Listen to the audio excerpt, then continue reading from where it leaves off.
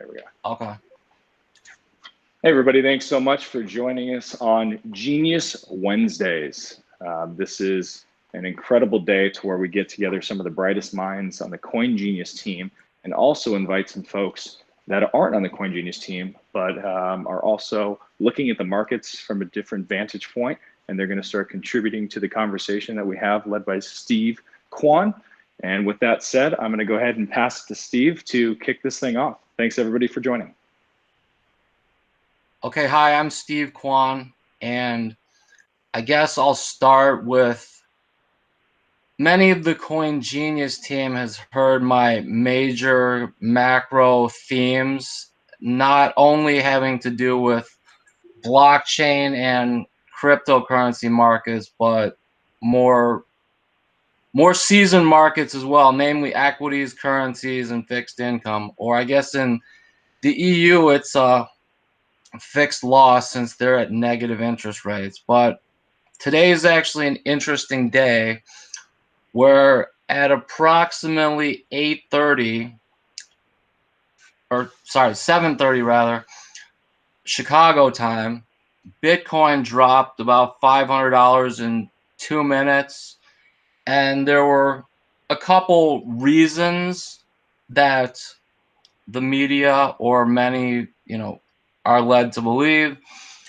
One was that there was some language coming out of the EU that was going to give Brexit a 3-month extension.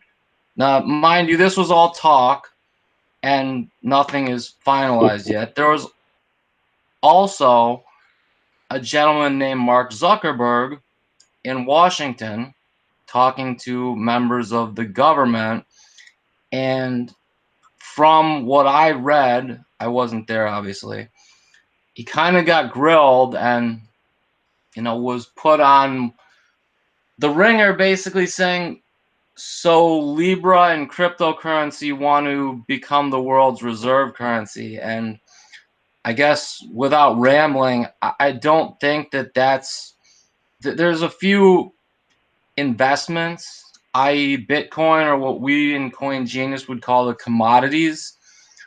The old boys, things that are mined, things that there's no help desk, things where there's no CEO, there's not really a actual team that's visible, and that's your Bitcoin, your Litecoin, a few others, your Coinbase coin.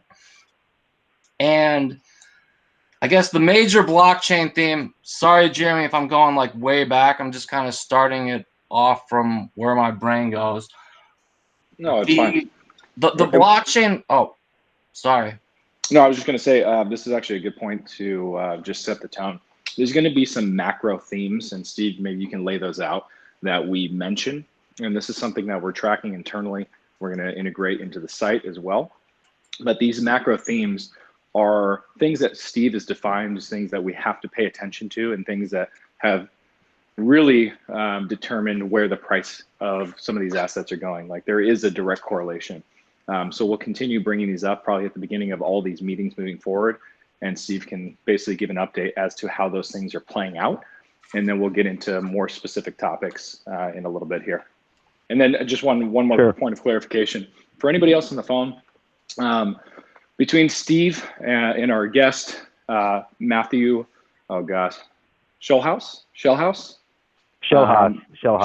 thank you, Shellhouse, as well as Tim Hesselsweet, they're really going to be leading the conversation here. So if you guys have any questions, just feel free to pop one of those questions in the chat. If you have something that's just absolutely burning, you can't hold it back, totally fine, you can speak up. But just to keep it contained, we're probably going to go forward with this type of process. And Steve, you can go back to what you're doing, maybe in line with the macro themes, and we can get into some other topics after that. Okay. So I guess the 3 macro themes are: 1, interest rates. The fund world and managed money world, in my opinion, got way ahead of themselves on rates were going to 0 a year ago. Then they couldn't raise them. Then they couldn't lower. And it's like the derivatives on these bets are so astronomical that, in my opinion, the Fed has to engineer a soft landing so the derivatives don't implode a la 2008. The second major theme is Brexit. How does it end? I don't know. It seems that it does, as many government policies seem to do, that they just continue it. Let's have another extension. Let's do this. Let's do this. Let's do this. But right now, that's what guys are watching. Guys want to be the first one to know, oh, Angela Merkel said this. Oh, the guy from the UK said this, blah, blah, blah. And people pay a lot of money for various news feeds. I myself have been on a Thomson Reuters speaker and guest numerous times, so I talk with a lot of guys there, and you know, a minute ahead is billions of dollars, and that's just in crypto. I mean, it's hundreds of billions across all markets. The third macro theme, and then I'll kind of just turn it over, is we call it Bitcoin dominance here, but there's a top line and bottom line number. Imagine two pieces of pie. The first is 2/3. That's the Bitcoin pie. The second third, or the third third, sorry, is also 66% Bitcoin, and the rest is mixed in there. So Bitcoin actually is accountable for 90% plus of the US dollar moves of the, I guess, Coin Genius Index, CMC Index, whatever index or cryptocurrency you follow. The smaller the denomination, smaller the project, the more it's basically Bitcoin. And the issue that I have is it's the commodity, it's the measuring stick, it's also the most traded pair. You can't really have, it shouldn't be all of those. I'll give you an example and then it'll be my closing statement. If I say 1 ounce of gold is $1,500, most people would recognize that's a common thing to say. If I say $1 is 0.00612 ounces of gold, you're like, huh? What'd he say? Can you repeat that? Or an ounce of silver is $18. Common way to say it. How about $1 is 0.052 ounces of silver? Not a lot of people talk that way, where there needs to, at some point, for this industry, investment group, what have you, to grow, there needs to be a much broader way of measuring things, not only in Bitcoin, because theoretically, Bitcoin dominance can never go below 66% then. And so I'll kind of leave that wide open and I'll let everyone else continue. Yeah, that's great. I think going along the lines of the macro theme and in conjunction with what you just said, Tim Hesselsweet, also a part of the Coin Genius research team, love to get your take. And I know currently you're writing up a research report about some of this stuff. So you want to shed some light on what you're doing? Sure. So I guess people have been really pessimistic about some of the Brexit thing, and I think also on a macro front, the S&Ps are trading nearly flat today. So I think some of the Brexit concerns are confined to the UK and are not manifesting themselves in other world equity markets. Certainly the Zuckerberg testimony has cast a negative light on the crypto asset base. One of the things that I did is next week on October 30th, the Federal Reserve is meeting. And I looked back at the last 20 instances of Federal Reserve meetings and looked at what happens to Bitcoin between 4 p.m. today and 4 p.m. New York time on the close of Fed day. And historically, the market has rallied by an average of 3% over those 20 occasions. And I also looked at, I was curious as to what might happen if Bitcoin was trading down prior to the Fed meeting. And I asked what happens when Bitcoin makes a 20-day low. So at 4 p.m. it's at the lowest value that it's traded over the past 20 days. And the expectation until the close of the Fed meeting day is nearly in line. It's about 2.5% of a rally on average. So three instances isn't enough to draw a firm statistical conclusion, but it doesn't support the pessimism that we're seeing in the marketplace either. That's really interesting. I'm going to go ahead and pass it over to you, Matthew, and just get your take. You know, you're outside of the organization. You probably have a completely different outlook in terms of what's going on, or maybe very similar. Yeah, so it's funny. So when I met Christina, she was telling me about her forecast on Bitcoin price, and it was, I believe, Christina, was somewhere around your short-term forecast was around 6,500. Is that right? That is correct. I think it will continue to go lower than the 75. But let's clarify that's not based on Coin Genius data. That's based that is not trading advice. No, that is but my personal assessment. What I was talking about. The whole point in me bringing it up was like I was like, wow, that's very in line with my estimate, and I was like, most of the time when I talk to people, they're usually it's going, stratospheric to the moon. And I was like, man, she must really know her shit and or have some really smart people behind her. So that's why I was, really interested in engaging for the conversation. So that being said, I guess if the question is price target, like, if I look at this space from the top down, I look at this, from a multi-pronged perspective, but most of all, it's a speculative hype machine right now.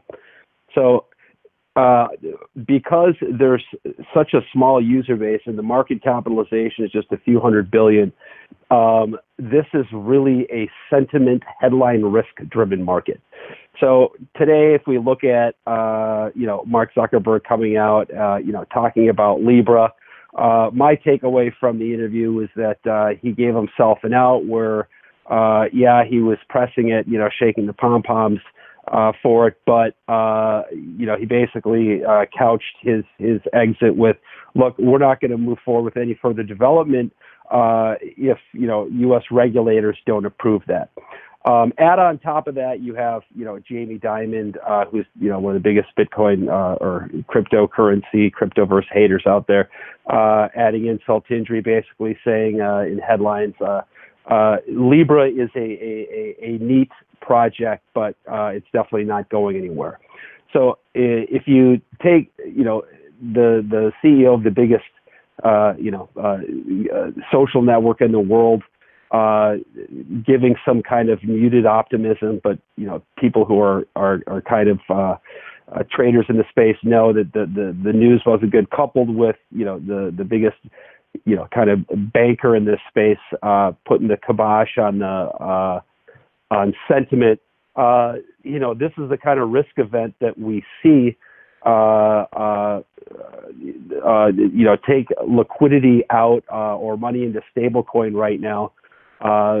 Until there's, further guidance or until there's, something else to drive inflows into the space. Regarding Brexit and all these other issues, so, and then to tie in interest rates and all these things. So the biggest driver, one of the biggest drivers of S&P and global indexes and interest rates is, the quantitative easing. And as Steve was pointing out, NERP and ZERP, or negative interest rate policy, zero interest rate policy. The reality is that the traditional economy and equity markets really do not have any. If the goal is a soft landing or an orderly deleveraging, meaning global debt or U.S. debt to GDP is somewhere around 106% right now. You're looking at a scenario where there is no way out of the deflationary liquidity trap that we're currently in right now, other than continuing to turn on the easy money, or continuing to keep the easy money policy alive. And if you look at Fed fund futures right now, we're pricing in more rate cuts going into the future. So when you look at the S&P right now, kissing potential, new all-time highs and global indexes, well, this is a byproduct of financial engineering. So for me, when I look at, where does Bitcoin fit in the spectrum of risk on, risk off assets, Grayscale, I always see these commercials on CNBC. They're trying to rebrand Bitcoin as digital gold. I see the traditional markets trying to brand the space as a risk off asset or a flight to quality asset. So as markets break out to potentially new highs, and the probabilities definitely favor it. You see the U.S. dollar coming off, the euro rising. You see the yield curve. Yields are dropping. For me, this is a bearish environment for crypto. There isn't a lot of speculative hype out there to invite new money flow into the cryptoverse, if you will. So for me, in the short term, I would definitely say that the probability of us touching 6,500 is more likely than us in the current than touching 10,000 or going up 1,000 points in the near term with in the current headline risk context. Yeah, absolutely. So Matthew, I think this reverse order, but for the folks that are listening as well, love to get an intro to who you are and some of your background, and then we're going to move on to Thomas to give some supporting facts, as we do here at Coin Genius. So we support all of our hypotheses with data and talking about what he's seeing from the data science side of things. But Matthew, if you give a high level overview, that'd be great. Yeah. Okay. So my background, like 15 years ago, I worked as a commodity trading advisor for an NFA introducing broker. I had a bunch of clients that I was doing options trading on. After that, I worked for a alternative investment broker dealer, and we were syndicating and issuing private placements and doing due diligence on alternative investment assets in this space. So I've got a lot of background raising capital and doing research into kind of speculative or new startups looking for money. After that, I had a precious metals business that I ran for a couple of years that specialized in setting up self-directed retirement accounts, 401ks, these kind of things, rolling over people from plain vanilla portfolios into self-directed custodial accounts that would gain exposure to actual physical metals versus basically educating people on the proposition of owning physical metals versus having ETFs in the portfolio. I sold that company in 2013. Since then, I've been really interested in trading and in the digital currency space.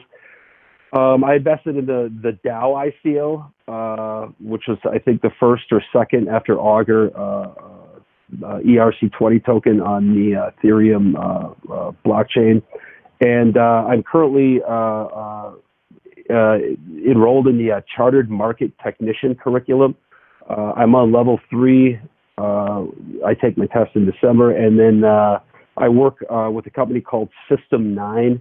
I'm their chief risk manager, and we develop algorithmic trading IP and have an affiliate licensee fund called Chorus 9 out of Ireland that we license our IP to. Very cool. Well, thank you for that introduction. That was great. Sure. Cool. All right, so let's move on to Thomas. So Thomas, kind of moving back to the previous conversation, love for you to add some flavor around what you're seeing in the data science world and crunching the numbers in terms of what you do here at CoinGenius, and kind of support what you're seeing in the market from a macro perspective. Yeah, thank you, Jeremy. Well, in light of today's recent drop in price of the trading price of Bitcoin and several other assets, it was interesting. I was taking a look at the volatility of Bitcoin is actually at about a 6-month low, and there's a lot of historical data that supports that the idea that these periods of low volatility in the price of Bitcoin has generally preceded bullish swings upward or prices of increase.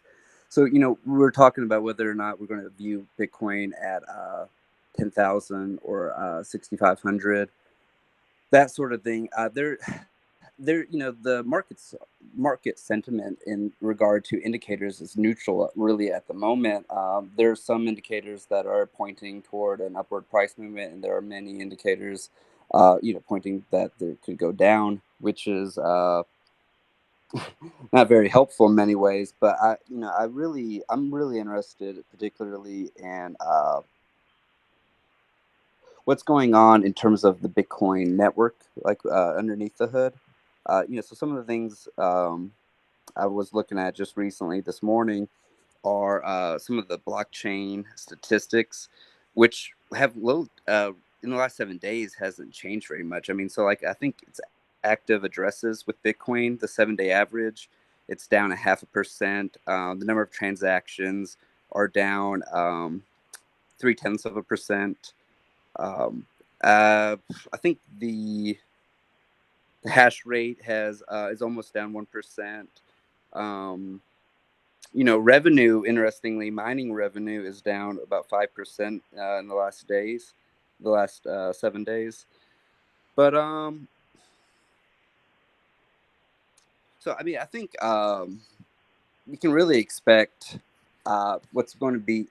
I would really look to some more macroeconomic factors, I think, affecting Bitcoin. So if I were wanting to know what is going to happen to Bitcoin the next upcoming weeks, I'd be really looking at what's happening in the stock exchange in those more macroeconomic markets, just given the fact that Bitcoin right now has low volatility, and a lot of the Bitcoin network transaction metrics that we would follow are, for the most part, pretty stable. They're not showing a lot of volatility either. And so, I mean, if I were at this moment, just given that not a whole lot is moving and happening in Bitcoin itself, technically, and in its metrics, and as the previous speaker had pointed out, there isn't a whole lot of new money that's foreseeable that's being poured into it.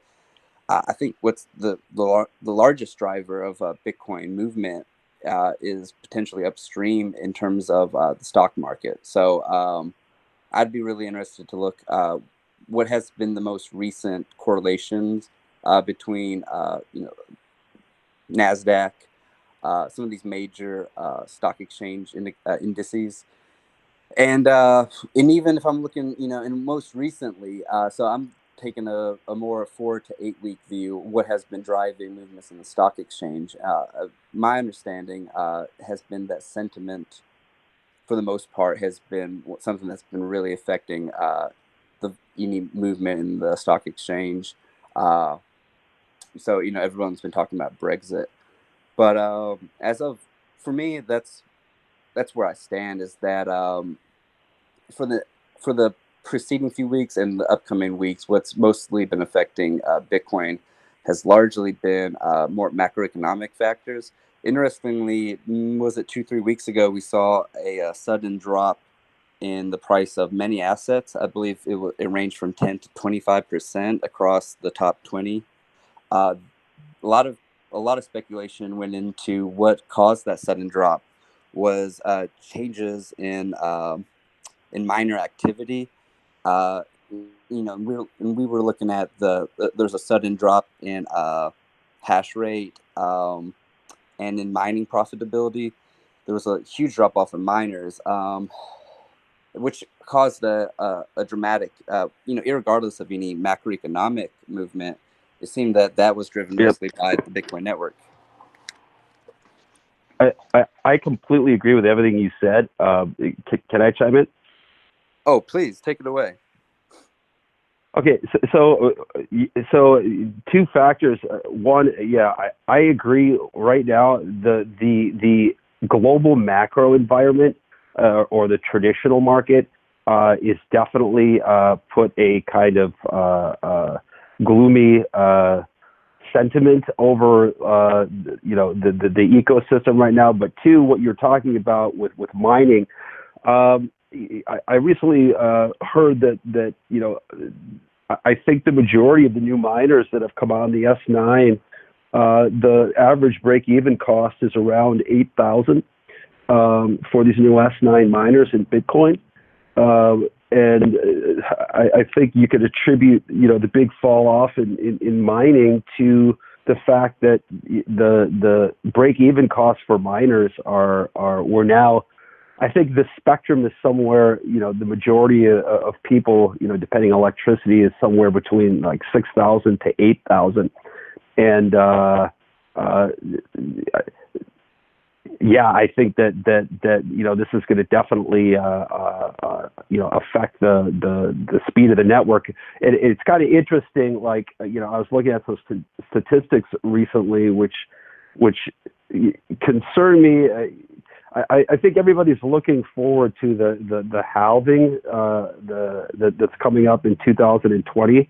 But when you look at the mix of people who are vested in Bitcoin right now, the majority of people are people who are hodling. There's only, I think it's like 6.8 million, and then you have like 2 to 3 million people who are actually using it in commerce, and then there's 4 to 6 million people who are using it for speculative trading. The question is as everybody kind of piles in here, and there really is low velocity, if you will, transactional velocity. This next year is going to be really interesting to play out. I could definitely say in terms of a speculative hype event or a headline risk event, the halving is definitely going to put some optimistic premium into the value of like the network. One of my favorite things to look at is the net asset value to transaction ratio. Willie Woo's got some great charts on that, but he's also got some great charts on like the various Bitcoin pricing models, and it seems like the mean or median price in all those models right now is somewhere between 60, like between 8 and 6,000. So again, I'm just kind of throwing random stuff out here, but the mining thing is definitely going to put some tension in the market, and then also the gloomy kind of macro economic factors. The fact that people are making money in traditional markets, they're not going to be looking to seek alpha elsewhere on like alternative investments. I think that could help us kind of have a nice little dip. And that's when everybody, if we were to kiss like, the VWAP somewhere around 6,500, I think that would be an entry point where we would see everybody who's vested in the long-term, health of the blockchain, to kind of come in, and then we could see this thing go to all new highs as we approach the halving in 2020.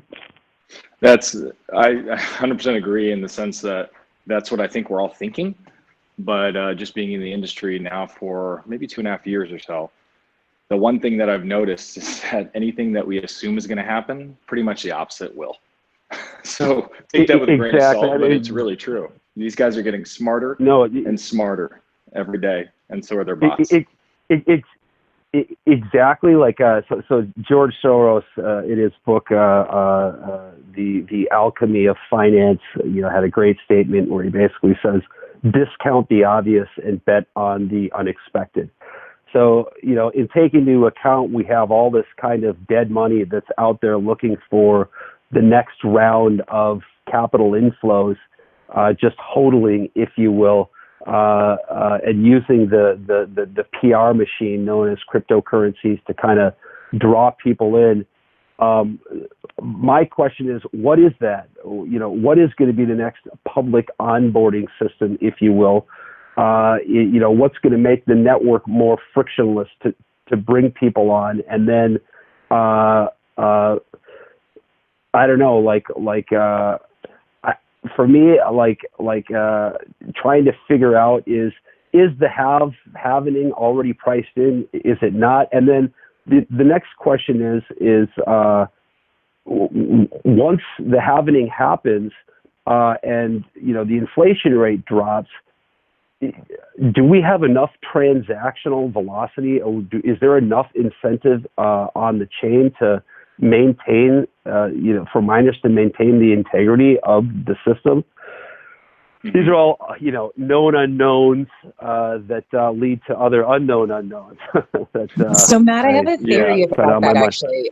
I'd love to get your take on this. And we spoke a little bit about this at the conference, but we believe that we're at the beginning of the tokenization of all things. And let's take real estate and art, for example. If those become tokenized and those frozen assets become liquid and that becomes part of the global economy, that now becomes the use case that you really need blockchain. And I think that's where the mass adoption starts happening. I feel like we have to unlock some of these assets and do a really amazing use case, which has to be financially driven, unfortunately, to get any eyeballs on it. But I don't know exactly how to push that first domino over. Sure. So I completely... Go ahead. Oh, I was going to say, commenting on the tokenization of everything, I'd like to point out just recently the CEO of Input Output Hong Kong and co-founder of Ethereum and the current founder of the Cardano blockchain, Charles Hoskinson, he just announced the completion of a app project in conjunction with, I believe it's New Balance, the shoe manufacturer, and they produce other clothes. So now this application, if you buy a New Balance shoe, they're giving out a card with a unique registration ID, so you can register your shoes on a Cardano blockchain. For the purpose of authentication against for counterfeiture. And Louis Vuitton, the luxury goods designer manufacturer, they have been exploring the same thing. I think I just read $600 billion a year just in counterfeiture. That's how much our U.S. economy is being cost. And I've heard estimates of it's closer to several hundred billions of dollars worldwide. Just the cost of it and the cost of fighting it and the depreciation of value. And this is just one instance of where even luxury goods are soon going to are right now being tokenized. You buy New Balance, they give you a card with the Cardano logo. And of course, these tokens that are operating on top of this blockchain, this ledger, this database. So, I mean, I think these are avenues that people aren't anticipating where money will be flowing into the markets. Increasingly. And just a real quick point about Bitcoin mining. I think Bitmain, the Chinese mining company, they just announced that they're mining. They have a mining farm in Texas that is now operational, and that's just now coming online. So interesting movements in the mining realm too. Yeah, to address what you were saying about. So for me, the long term, there's all of this activity that's going on under the hood that still isn't piercing the veil of the real world, right? Like we have less than 1% global, market I mean, there's like roughly 25 million wallets plus in the world, and this is just, you know, an ecosystem that's a couple $100 billion. Under the hood, you know, look on GitHub, look anywhere, all of the solutions that make this space more attractive, they're all being worked on. And over the long term, I look at this technology, you know, DLT and you know, related technologies as the force of economic disintermediation that is going to provide a kind of, it's the key transmission mechanism in a global deleveraging scenario, meaning the future economy will be built on a distributed computing substrate just simply because it's much more efficient. And when you look at the traditional economy, I mean, I could spend, you know, a lot of time. In fact, when I first met Christina, I'd just written a 40-page like research report basically on the convergence of these two worlds. This is fintech, right?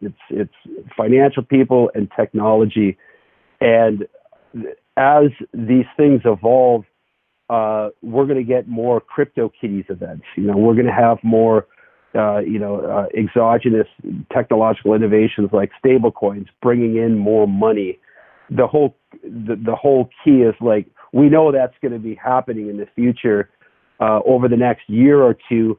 Are we going to be able to do it in a way where we can forecast out these events, or are they just going to kind of come out of nowhere? And in my opinion, it's going to be a much more rocky ride than, you know, people just getting in right now and Bitcoin going to 100,000 at the halving. Yep. Yeah, so you guys, these are really interesting conversations, but I definitely want to get to some of the questions and points people are bringing up on the chat here. Tim had mentioned, you know, we didn't talk anything about Hong Kong specifically, right? There's a lot going on there. I'd love to open this up to Steve and others, and maybe Tim, to get their take in terms of how that could impact the space as well, or how it is impacting the space.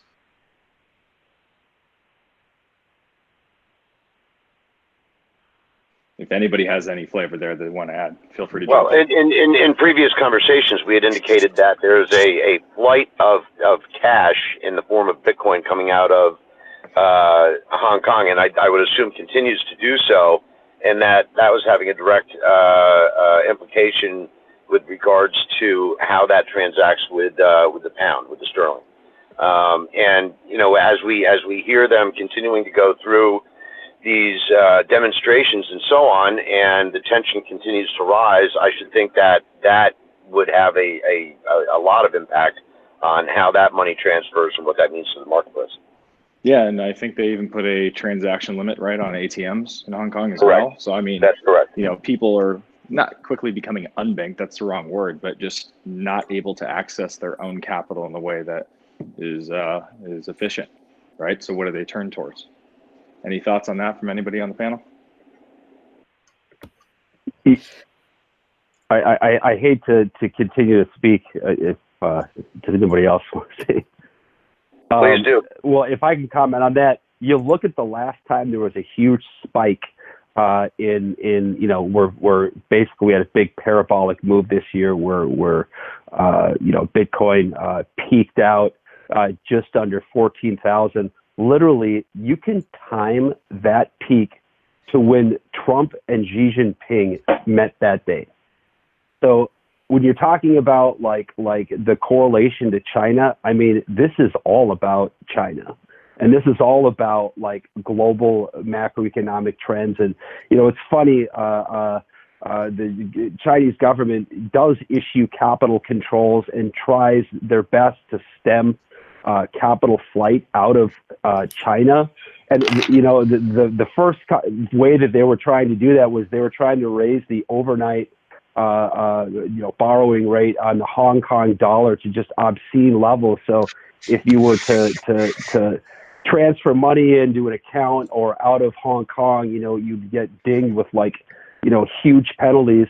So what do people do? They you know, use you know, cryptocurrency and gold, And you saw the correlation and the spike between the two of them. But now that it looks like that relations are thawing and that trade negotiations are developing, maybe just in headlines or optics seem good. The use case for these as I'm not going to say money laundering, but like people trying to run away from central governments is it's not popular right now. Yep. Yeah, no, all good points. So we'll move on to the next question. This one's from Carl, and I'm going to direct this at you, Steve, because this is relating to futures and futures contracts. So as you know, Backed had their launch, and it was tremendously unsuccessful. There was a lot of anticipation that that would be the watershed moment to where a lot of institutional investors would come into the space from an actual regulated futures exchange, but they just didn't. And I can't even remember what it was, but it was something like the first week. What was it like? They had 7 contracts total, which equated to like 1 Bitcoin. It was something ridiculous. But with that said, Backed trading volume is hitting all-time high today. Right. So Carl's question is more along the lines of, could this be an indication that institutional investors are in a hurry to buy? So Steve, love to get your take on that. I want to share a chart real quick, and maybe 1 second. Here. I hate to always go back to the macro things, but can everyone see this now? Yep. Okay, so last year, right before the WCC show, you had this lull in volatility. And by the way, I have a physical precious metals business as well. And I was actually the first market maker electronically in crude oil options, gold futures on the board of trade, and gold and silver futures and options. Just wanted to share that because I heard, someone else along those lines. Definitely some correlation. So anyways, there was a lull, and I always watch option volatilities because they usually are a telling story when they overshoot one way. And it actually made Reuters, it's called a variance swap. It's trading two assets options where you don't actually have the gamma and all this. So Bitcoin volatility traded lower than NASDAQ volatility. A month later, the NASDAQ volatility proceeded to go from about 12 to 30. But Bitcoin volatility went from 11.5 to about 180. So like that bet won. And this was, as you can see right here, November, this is when Eurodollar started moving up. Eurodollar's up, that's LIBOR. That means rates are down. Now Bitcoin kind of nosedived, a la what we're kind of seeing now. And just the divergence. You can see the spread between both got wider and wider and wider. And then what happened this spring? Well, the Fed's going to have to cut rates 572 basis points. We're going negative like Europe, and along the lines of what was said earlier too, the debt monster, that's the ultimate. That's always the story, but it's so out of control that no one wants to talk about it. So what I see here for institutional level players, here's where people were getting forced out. Here's a long accumulation.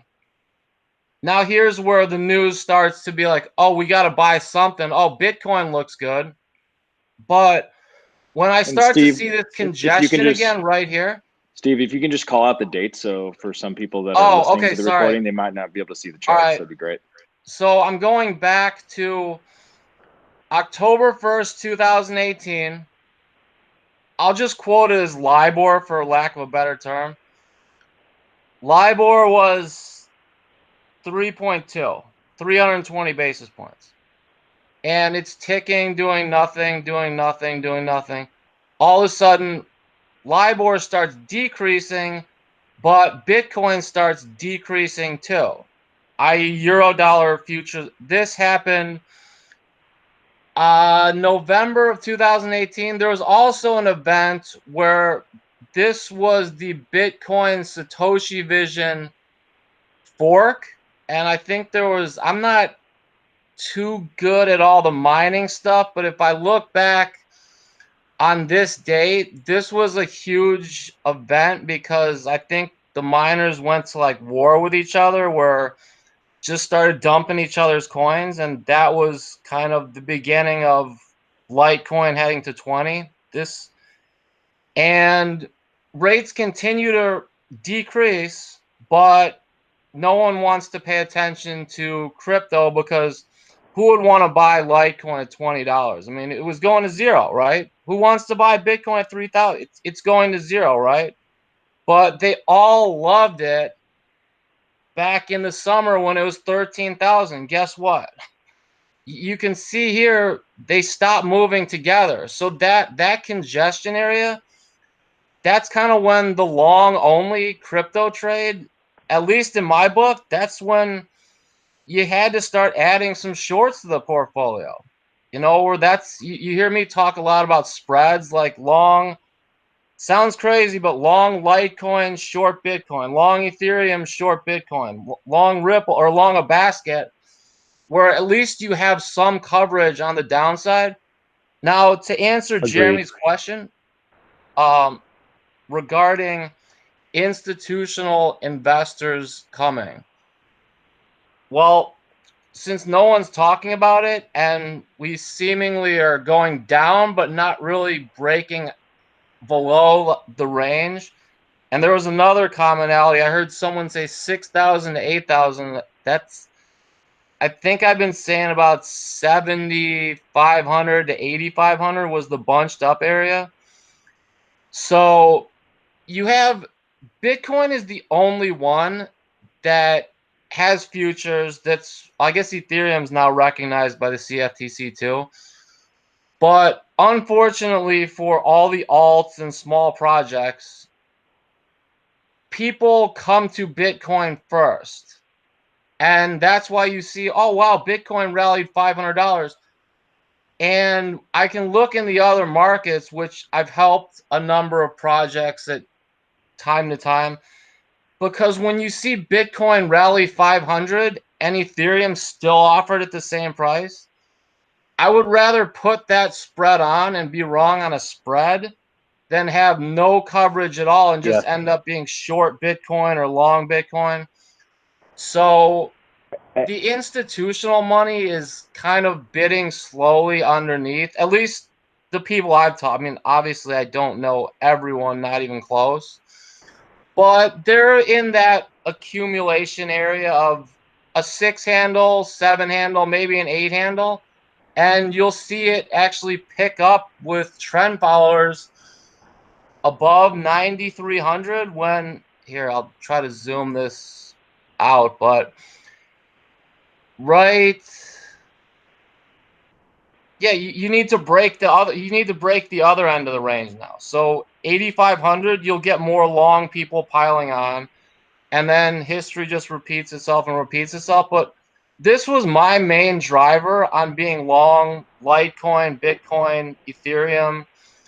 After that crazy spike in Litecoin, it's all just been spreads, which have, for the most part, been dead wrong. The small project winners and interest producing assets, which they call masternodes, which I also call renting mining equipment instead of buying it. But that's way off on a tangent. Right. No, I'll get. No, so I know Matthew. I agree. I agree with. Yep. Go for it. Well, I agree with everything you said. I mean, you know, if right now in the short term, if there was a portfolio we were managing, I would recommend, you know, now neutral delta to slightly negative. But here's the problem. But over the long term, like you find these great entry points, along the way. And, my goal would be to continue to aggregate Bitcoin, because I do look at that as the poster child of this space and as the kind of the best onboarding mechanism. But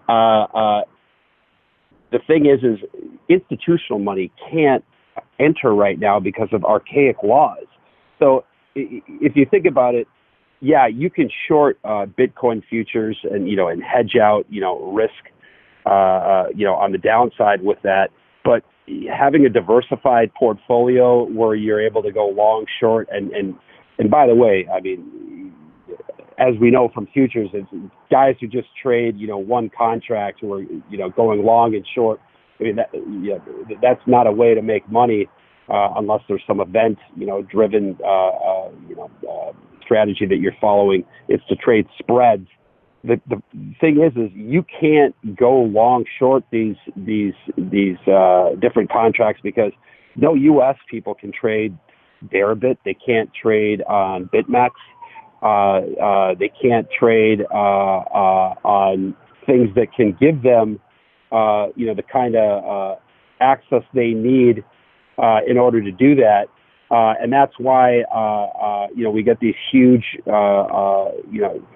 volatility or applied volatility in Bitcoin is much larger than traditional assets, just simply because it's nascent, the market's inefficient, and laws out there prevent institutional money from participating. So until these things get fixed, these structural issues, we're going to see huge downside moves, huge upside moves, and I don't know, lots of volatility, I guess. Yeah, no, I would agree. And I know Dennis has some points here. Dennis, you want to talk about some of the stuff that you were speaking about in the message here?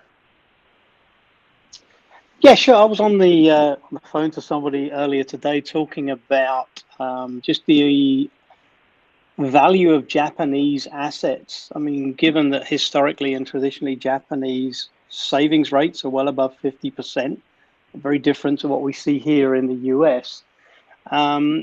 Over the past 5 years, keeping money in cash has actually outperformed equities in Japan, and it's only slightly underperformed fixed income, even with zero interest rate policy. Now, as the Japanese population becomes more familiar with cryptocurrency and digital assets, you'll see a lot of that move into the digital space. When it does, a younger, more tech-savvy audience is going to start pumping that money around, and even at 10%, you're talking tens of billions of dollars moving into the space. So even as just, as I say, a mere fraction of that in Japan is enough to move the needle when you look at the total market cap as it stands, even assuming that they all moved into Bitcoin.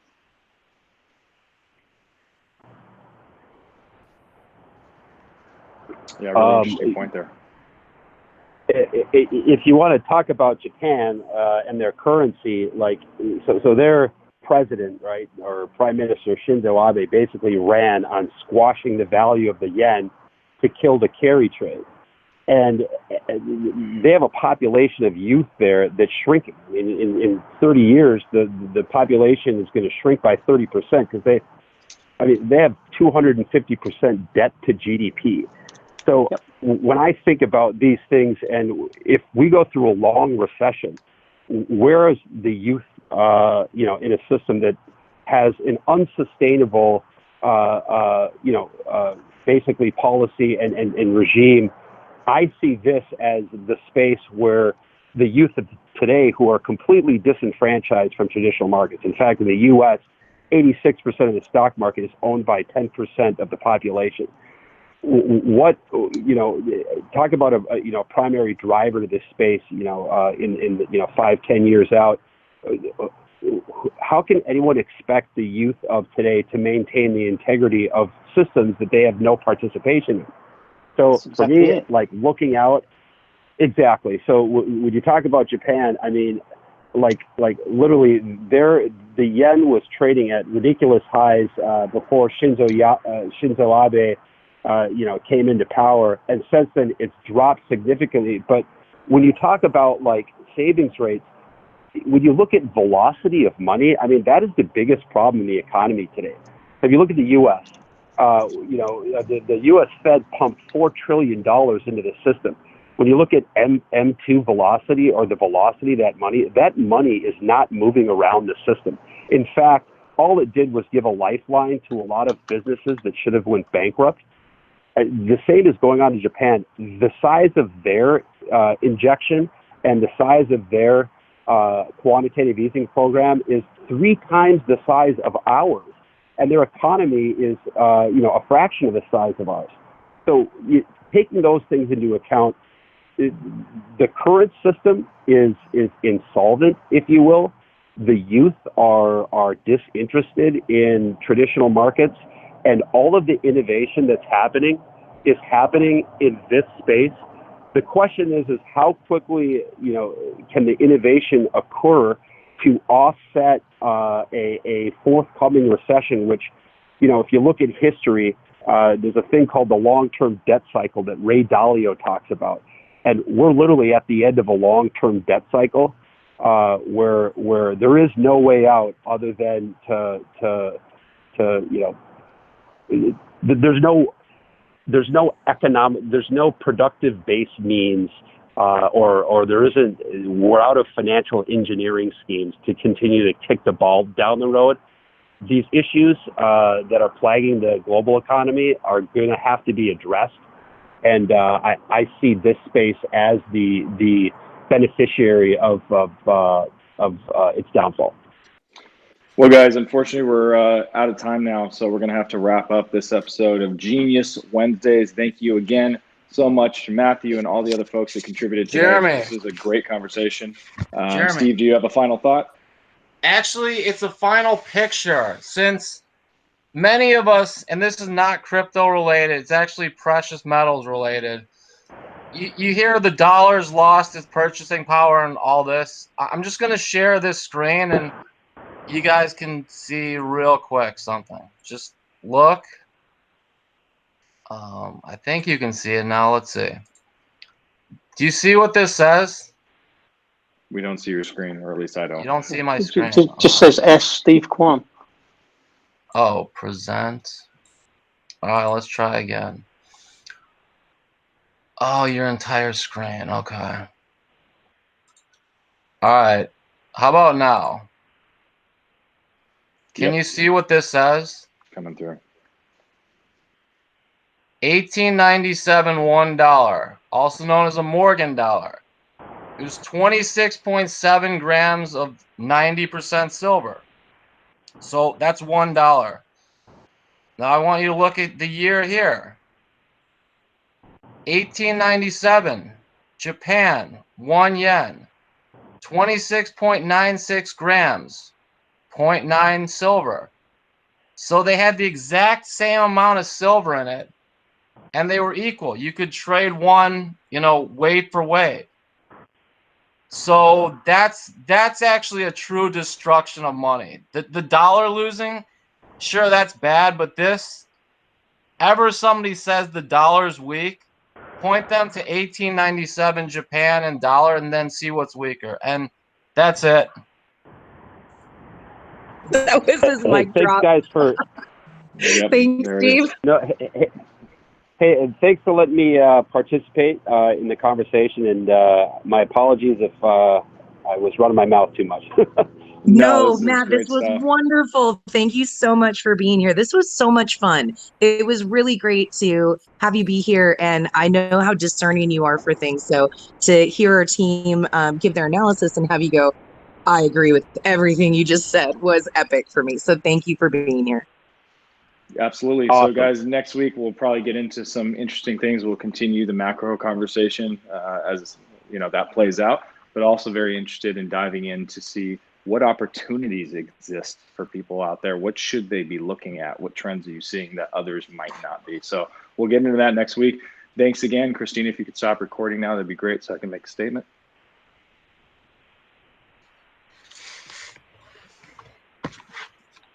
Thanks, everyone. Christina, can you stop recording so I can make a statement real quick? Yeah, I was trying to give you the recording to have it be clean. It is. Oh, I